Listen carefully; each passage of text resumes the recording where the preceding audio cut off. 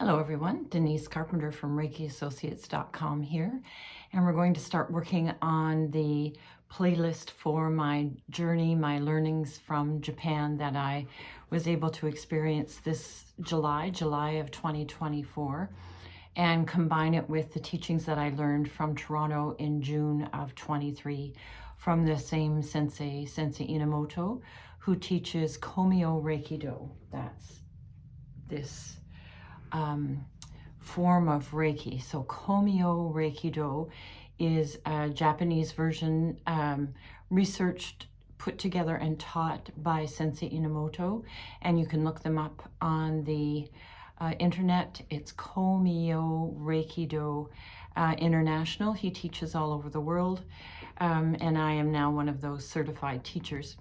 So two of my wishes on my bucket list were to be, when I took my training back in 96, I realized I would be doing Reiki for the rest of my life. It was just one of those insights that came. And two of my bucket list items became, I wanted to be taught by a Japanese teacher, and I wanted to climb Mount Kurama if possible. And then this July, last June and this July, both of those things became possible and actually happened. So I just feel so honored and so blessed to be doing this work, both from the Western tradition of Sensei Takata and from the Eastern tradition of Sensei Inamoto. So first I want to just clarify that I've had 2 weeks of experience in Japan, so it doesn't make me an expert around anything, but I've been teaching since 99. So I have a bit of experience, I guess you would say, in the Reiki world. Most of my experience, all of my experience up until last June of 23, was with Hawayo Takata's Western Reiki teachings. And then as the Eastern teachings of Sensei Inamoto started to weave themselves into, or assimilate themselves into the fabric of my own personal energy field, I could feel just subtle shifts. So the first thing I want to say is the hands-on treatments for Reiki itself. It doesn't seem to matter whether it's Eastern or Western. It is a connection between the person that's receiving and the Reiki energy itself. The practitioner's just the conduit. So that's the same. My sense is going to be that's the same all over the world. Reiki is Reiki.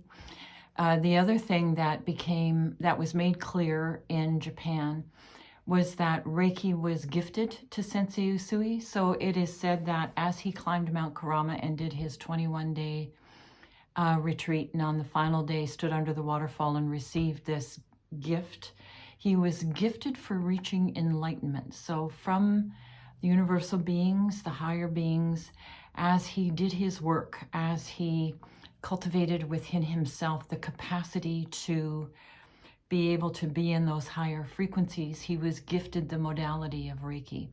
Now, he's not the only one. There are, around the world, I'm sure there are many masters who brought themselves to that level of frequency where they could actually access the Reiki energy or be gifted the Reiki energy.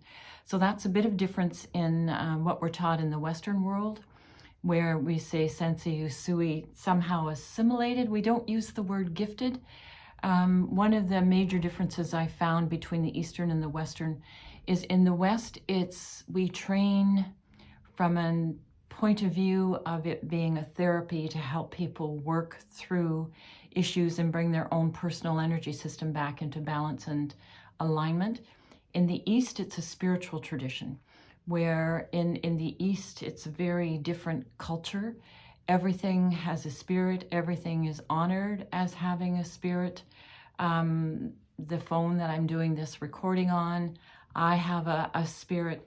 These books have a spirit.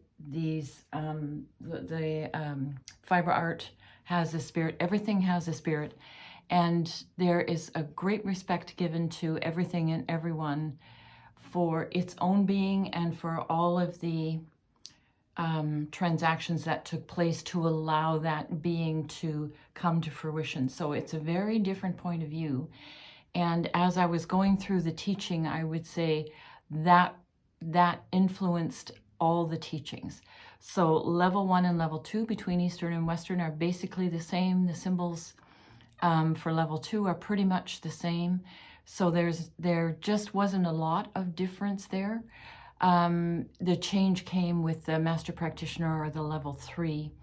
And then it became just much more of a spiritual teaching.